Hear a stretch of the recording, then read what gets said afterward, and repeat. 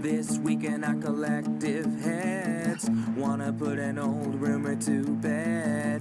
Stereotype that you've all heard, how we're all just angry video game nerds. Most of us have actual jobs, kids and families and cats and dogs, yeah.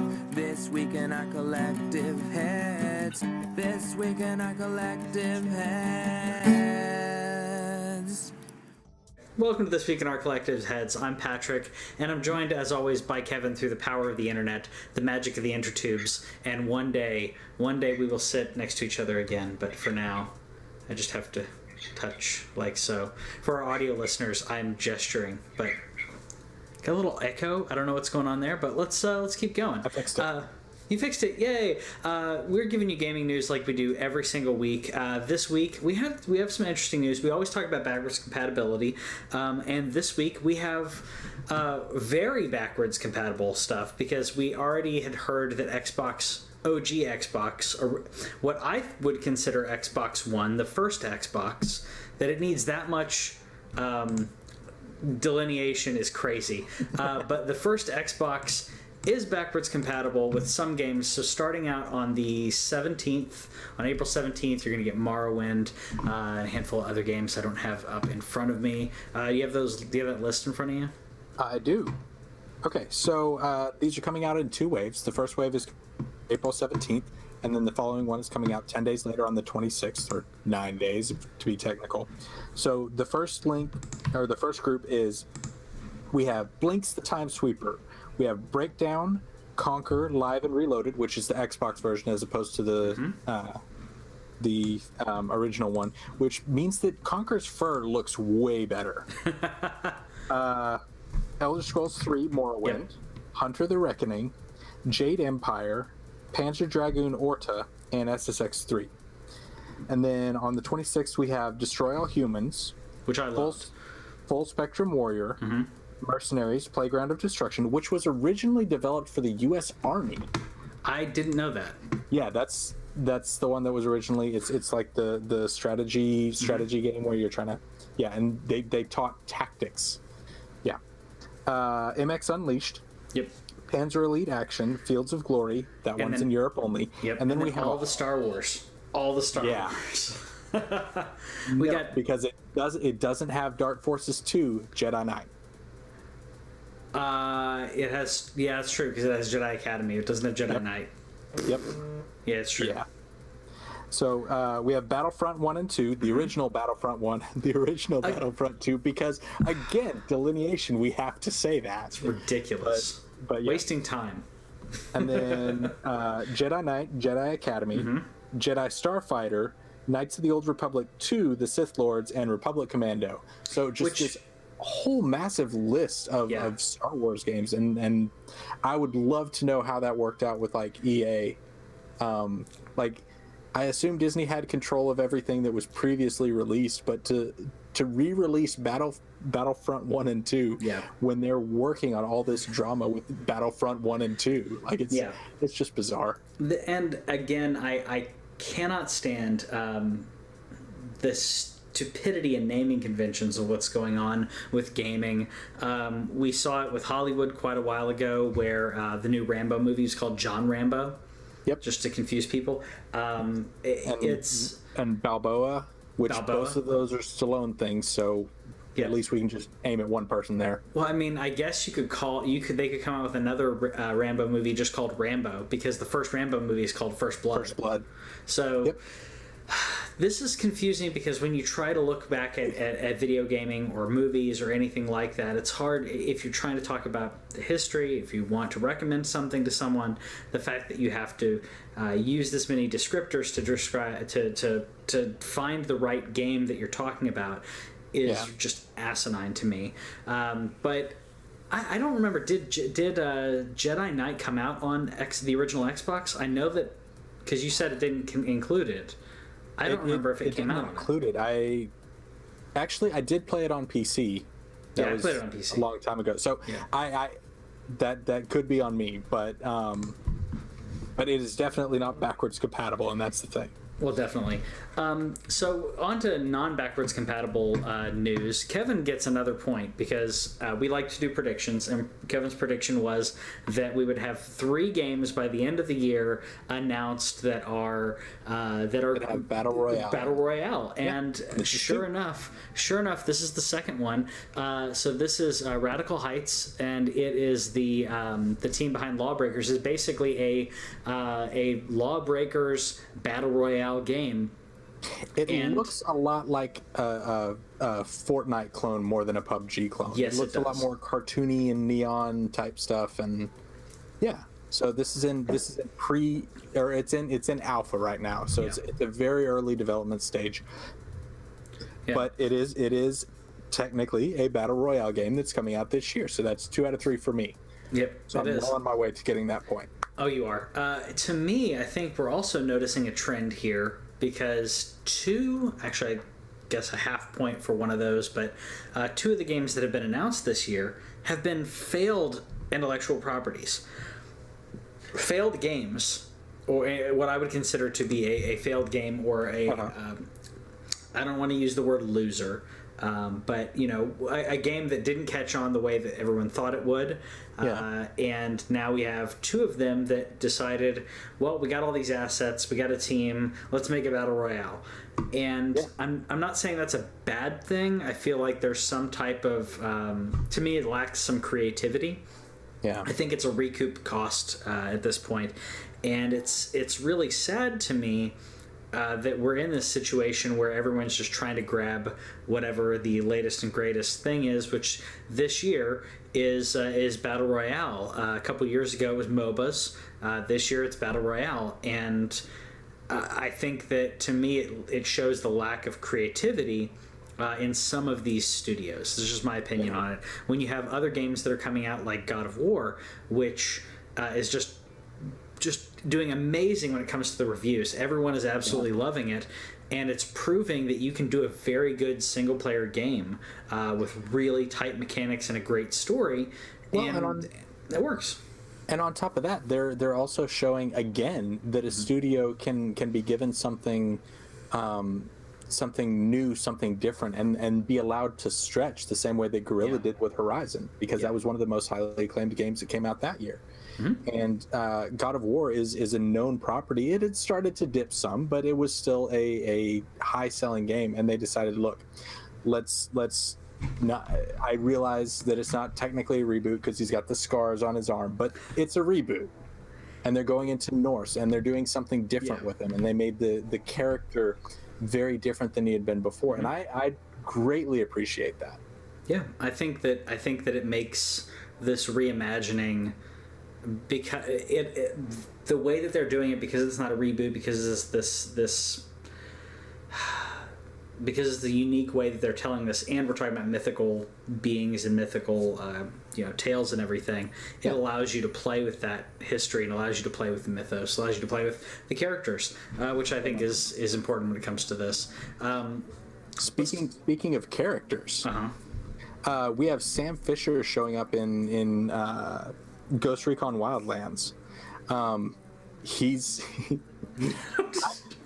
okay. For me, this seemed the most important thing about this news for me is that this very much seems like a ramp up to, hey, remember this character? So I'm gonna have E3 predictions. Somebody's got to say it. We're getting a new Splinter Cell being announced at E3 this year. So I'm gonna go ahead and claim that one for my predictions, because Sam Fisher, he'd been voiced by somebody else because they needed to do like mocap or something, and they were like, Michael Ironside, 70 years old. I don't care. Yeah, Michael Ironside is the voice, and you can have somebody else do mocap. We don't need him to be flipping around. I'm not saying put him in a harness and throw him all over the place, but his voice, the voice of Sam Fisher, was iconic, and that was a big part of who he was. Yeah, and it's also been really fun to see them reinvent him, because now he's coming out as a grizzled old man, and I think that they'll probably try to do something like they did with it's Big Boss in Metal Gear 5, right? Yeah. Okay. So I feel like they do something that like they did with Metal Gear or with Big Boss and Metal Gear, and like they did in in I know Crystal Skull is a bad movie, but what they did with Harrison Ford's character in that is, I'm too old for this. Yeah. And I think that'll be fine. I think that's something that could introduce a little bit of humor into the situation. But Sam Fisher can definitely still sneak around and take some people out. And I love stealth games. And so I part of this is a prediction, part of it is a hope. Because I would love to see that franchise revitalized. I think it's a franchise that could work really well. I think there's no problem with that. And I will say real quick on Kingdom of the Crystal Skull. To me, the Crystal Skull was not the problem.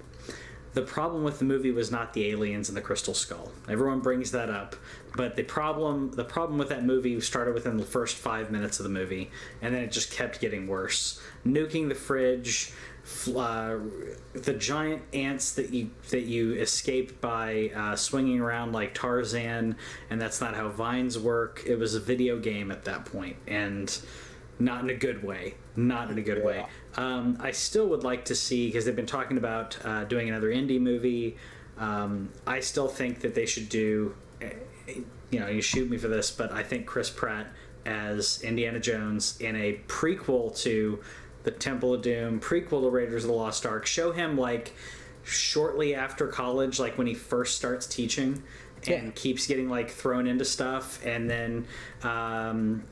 then you need his dad. So I say, what's the guy's name? Craig Ferguson for his dad. Why not? Okay. Because you need a Scotsman. All angry comments to Patrick. Craig Ferguson as his dad, I think it'd be hilarious. Yeah. Anyways, on to some more gaming news. We got an SNK collection announced. Yeah, and this is the 40th anniversary collection. So this is going to be a bunch of old like Nintendo games, a lot of top-down shooters, things like that, and a couple of RPGs actually in the mix, which I thought was pretty cool because most people think about RPGs, they think Square, they think Enix, but Chrysalis is actually a decent RPG from the NES time. So I really appreciate that in the mix. I'm amazed at how many of these I have not played. I'll admit it. We have Alpha Mission, Athena, Chrysalis you mentioned, Ikari Warriors, Ikari 3, Guerrilla War. Fun fact, do you know what Ikari means? No. Angry. Huh. Angry Warriors. So it's Angry Warriors. Sure, why not? Yeah, that works. Hey, we have Battletoads. I mean, Battletoads was a game. They're toads that do battle. So we also got POW. Not in this collection, though. That's right. Yeah, I know. Prehistoric Isle in 1930, which sounds just crazy descriptive. Psycho Soldier, Street Smart. Yeah. Not angry, but psycho. Psycho. TNK 3, not 1 and 2. Vanguard and Victory Road. I am just amazed at how many of these that I have not played. I don't know how many of these were on the NES, and I'll admit my gap in my knowledge of this. But there's so many of these that I have not played or heard of. Yeah, I feel like I'm walking into like a Mandela effect situation right now, where it's like, you didn't play Alpha Mission? Come on. Come on, man. How could you not have played Ikari Warriors 1 and 3? Yeah. I just feel like it's like this weird alternate universe situation where I'm like, I thought I knew video games, and I have no idea what these are. SNK was not one of the big publishers, and I could be wrong, but I think there's at least 2 of these that didn't actually make it to the US. So these were kind of hidden underground, and honestly, for $20 I'll check it out. They haven't released a price yet, but I mean, if these are games that I can go into and explore and check out and things like that, then yeah, sure, why not? Sure. And speaking of things to check out, which I still have never checked out, we were talking about MOBAs being a thing a couple of years ago. Heroes of the Storm, the Blizzard MOBA, which didn't really catch on, and then Overwatch came out, and Overwatch is better than any MOBA anyways. But Deckard Cain is coming to Heroes of the Storm, and I love Deckard Cain. I love everything Diablo, so this makes me want to play it. Maybe. I don't know. Did you play Heroes of the Storm at all? I have not, but Tyson does. Tyson plays Heroes of the Storm, and he says Tyson he's would. looking forward to going triangle on everything. Don't know what that means, but sure, why not? I don't even know how to make that a joke.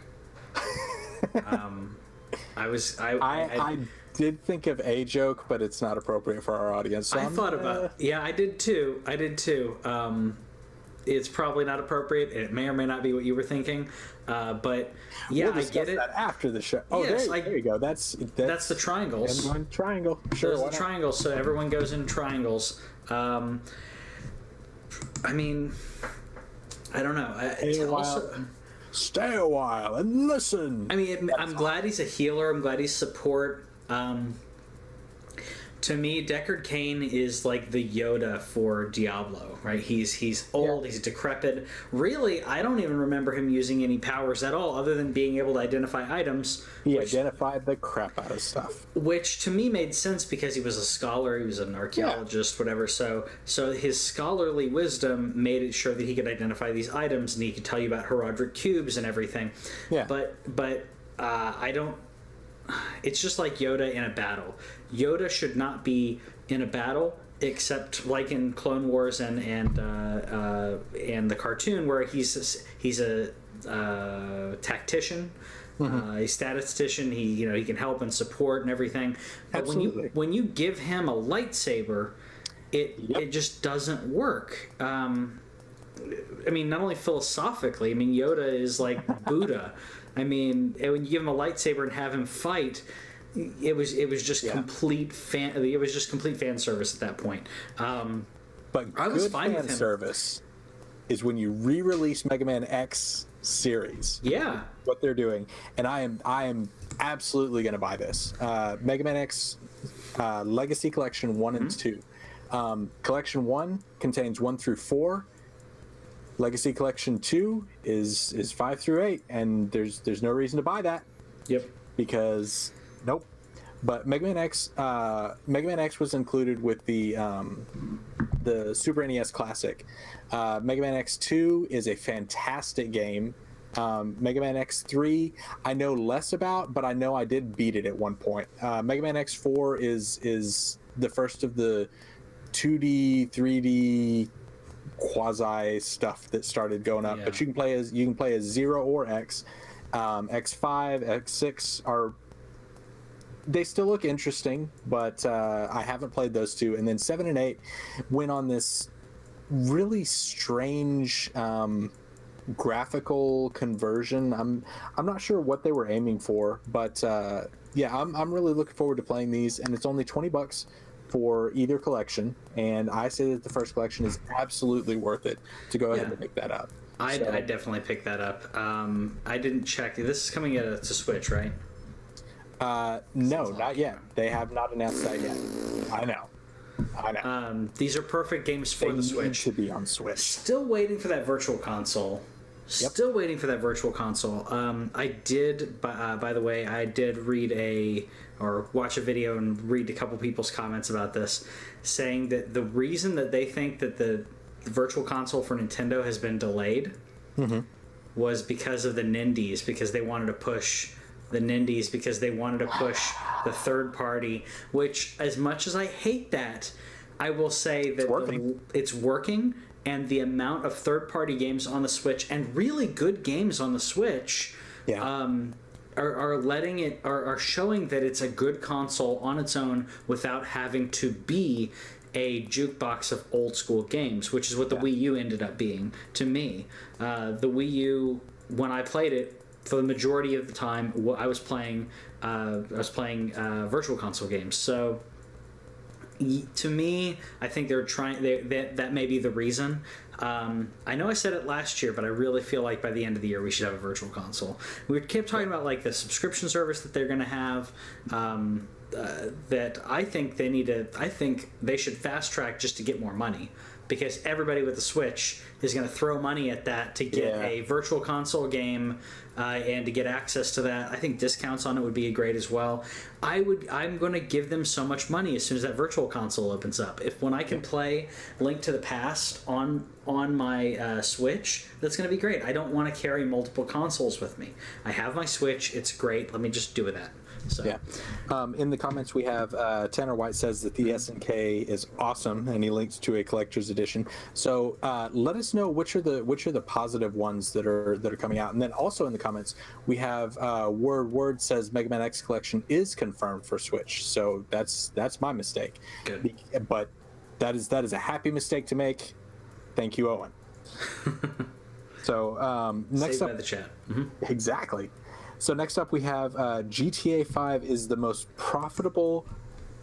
How do you say this? It's more profitable than any other game, any book, any movie, any entertainment entity. Any entertainment, ever. yeah. It was like, how do you make $6 billion with a game like that? Microtransactions. Well, merchandising. But they also stayed on top of like they stayed on top of the bestseller lists for years after that game came out. Well, not only do you have microtransactions, you have people who purchase the game on multiple consoles. I purchased the game on 360. I then purchased it on PS4. Because of the way that online works, you have people who will purchase it then on they'll grab the PC version, if you will. Also, it goes on sale for a decent price, so people can justify that. But in addition to that, the shark cards that they push onto people on that and the microtransactions have made them so much money. I'd like to see the breakdown on that. How much they made on microtransactions of the $6 billion. Yeah, and Lord Scalawag in the comments points out they kept developing for it and kept it fresh, and that is true. Like they've introduced aliens and DeLoreans and bike gangs, and the trailer I just played was 4 months ago. Was a new heist that came out. I mean, they keep putting out stuff as if it was an MMO because the way the online works, and that's the other amazing thing about this is the game came out and they said, hey, we're going to have GTA Online. It's going to be part of it, and that didn't come out until I think a year and a half after the game launched. The heists and GTA Online. GTA Online didn't launch until about 6 months after Heist. 6 months after. That's right. That's right. And people are like, well, what's it. There's so many other games. If it was not a good game, if it was not a fun game, then everyone would have trashed that. It would have been a No Man's Sky situation where people would have said, I'm missing half the content that you said was going to be here, and eventually it came out. We gave them the benefit of the doubt because the people who purchased it, like me, were playing the single player, were playing so much and enjoying so much of the game that it was okay. Everything that was there was great, and the promise of future content is fine. It keeps people coming back. I know 3 people who play GTA Online to this day online like 2 or 3 times a week. As if it was an MMO, except one of them got the ban hammer for no reason last week. There was a couple weeks ago. There was a huge thing. We talked about that. That is that is a bummer. So then they picked up something else. Yeah. Word in the comments again says, real question: will Red Dead be as good as GTA Online given the setting? And I'm really interested to see like how that's going to play out, what it's going to do to the GTA Online community, whether that's something that do they transition over, do they stay with that, how does that get fleshed out? And I'm really looking forward to whenever we sit down and we can play poker in that setting. And I would like at some point for us to have this show or a discussion maybe with some of our new reviewers that we have now, and we could have like a live discussion while we play poker in Red Dead. Yeah That'd be cool because that was, I mean, I heard, are they doing that online, so you'll be able to play online poker against, I didn't hear that. I have no idea. Okay. I'm just saying that's something I want, not necessarily something that I know about. Yeah. But thank you for clearing that up, though. I was going to say I didn't hear about that being a thing, but I will definitely play online poker. I will definitely play poker in the game whilst having conversations with people. Yeah, absolutely. Yeah, that's fine. I'm fine with that. Something I'm not fine with though is ransomware, and there's some really interesting malware that came out last week. Excuse me. That the only way you could it basically locked out a bunch of your files. The only way that you could get it to give you access to your files again is if you played Player Unknown, and that which I thought was pretty funny. And the reason I think it's funny is because this is malware that's not being distributed. It's not going anywhere. It's just something that showed up on a board. And so I don't want people to freak out and think, oh no, I'm about to be hacked or anything. It was like, no, it was just ransomware that was built. Somebody built just to prove that they could. Yeah. And I thought it was pretty entertaining. So this is just as a joke. Nobody has to worry about their systems being locked down or anything. And there is a workaround if you accidentally install it somehow. But play PUBG. Just play PUBG. I thought that was pretty entertaining. Yeah. Well, someone online was saying that they hoped that they got it on their computer at work, so they just have an excuse to play PUBG at work. I'm sorry, boss. I have to unlock my files, and I'm dead. Talk to IT. Exactly. I'd absolutely love to see that. So you probably know more about this than I do. I know a little bit about it, but Chrono Trigger for Steam apparently was trash, and they're now allowing the option to get original artwork. Now, the only thing that I saw, graphics, and the graphics, the big graphical problem that I saw people discuss was the text boxes and others, as you actually see right there, and pops up every now and then. The Steam game was a port of the mobile game, right? So all your icons look like you're playing mobile. Yeah, it was weird and bad, but yeah, they've introduced the ability just to have, in my mind, regular graphics, and so you still get the cutscenes and everything, but it just looks like normal basically to me. So and I don't know, to me it looks like the sprites aren't that bad. It's the interface. And correct me if I'm wrong on that. It is mostly the interface. It looks, you know how when you go to the remasters, if you're like a huge fan of something, you notice just ever so slight differences, and it bothers you. It's like when Alex Wooten tries to watch the remastered Star Wars. He's just going to get all twitchy by the end of it. Because he knows what it's supposed to look like. And so it looks ever so slightly different, but it did bother me because in my mind pixel art is a particular art form, and just something about the way that it looked was off, and it did bug me. And so I mean, I'm more interested in playing it elsewhere, but yeah, this is part of the reason. And if they bring the original graphics to the mobile version, I might play it there. But if I'm sitting at the PC, I'm going to play. Well, I can't talk about what I'm going to play right now because it's under review. But play something else, basically. I'm going to be playing something else. But speaking of things that are questionable, there's a certain character and person entity. I consider him a character because he's a caricature of himself. But Billy Mitchell from King of Kong has now had all of his scores revoked. He's been banned from, I can't remember the Twin Galaxies.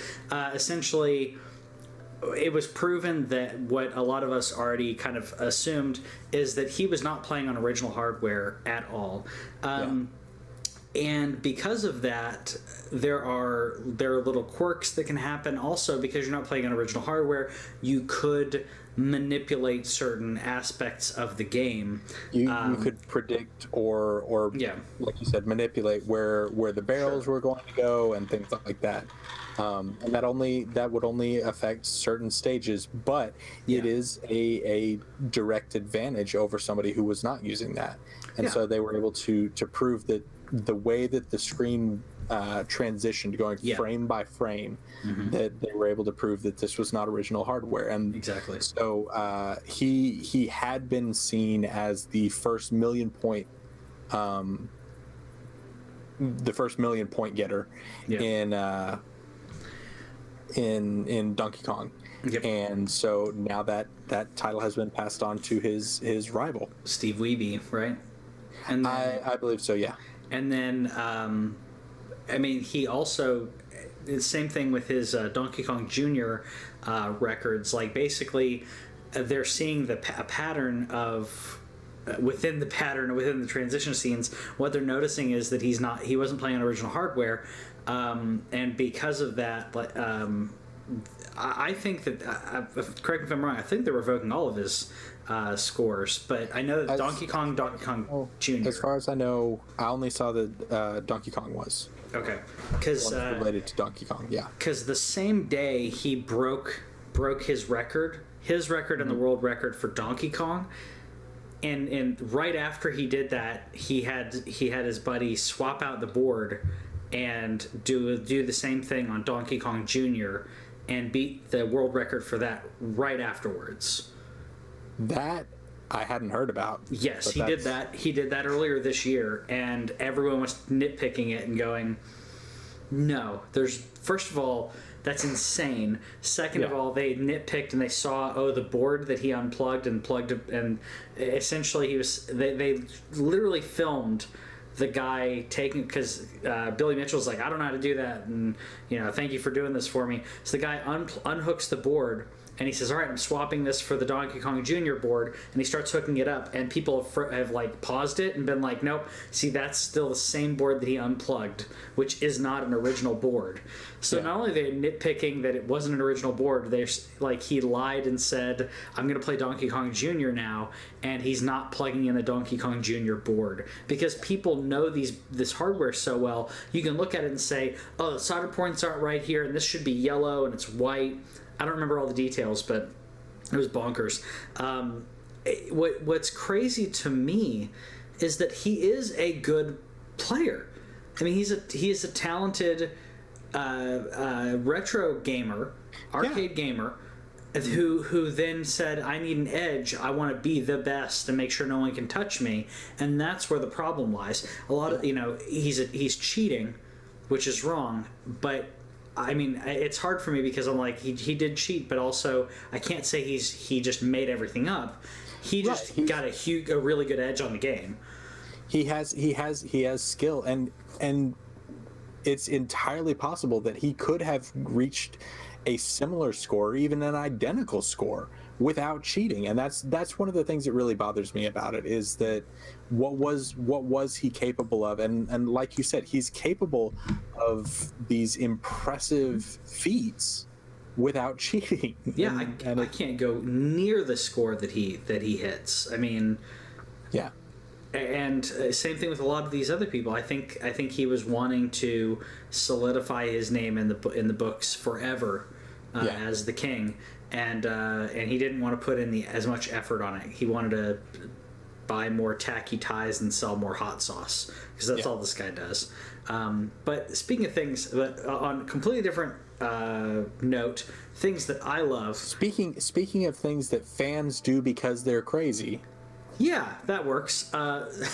So a modder was making their own. Actually, it started as a mod for Fallout 3, and then transitioned from there. And it was originally called Project Brazil, but it's now Fallout New California, the prequel to Fallout New Vegas, which I still contend to be the best Fallout game. The setting, the gameplay, everything was just great in this game.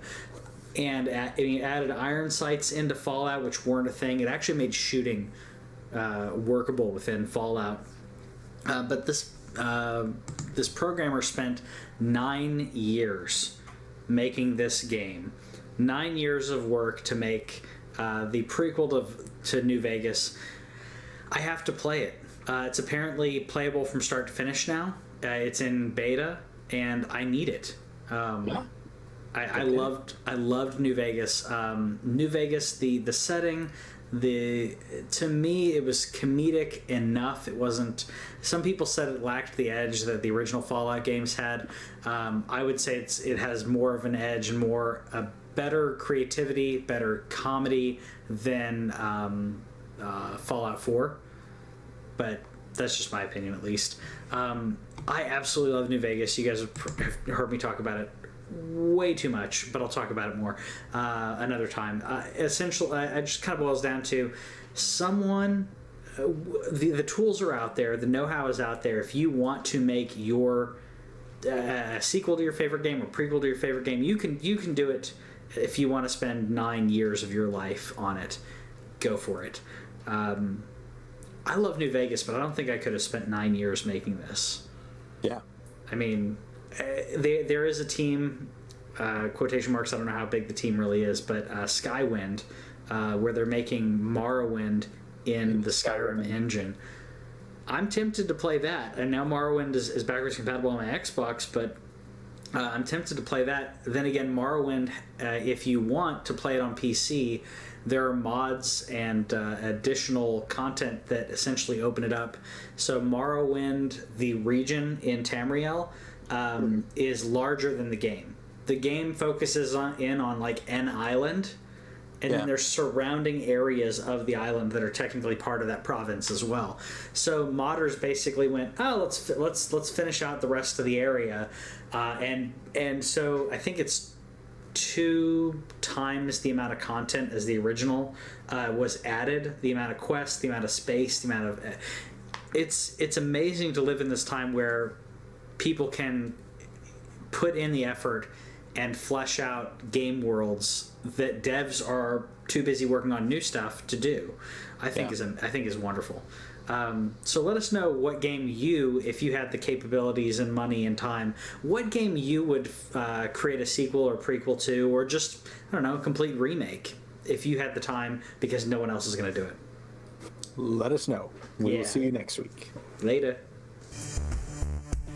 Thanks for watching This Week in Our Collective Heads. Subscribe over here and click the bell, and that way you'll know about any new videos that we put up, because we put up a lot of gameplay, a lot of stories from games and stuff like that, and gameplay is down here. Yeah, and you got more editorials and news stuff down here. Check it out.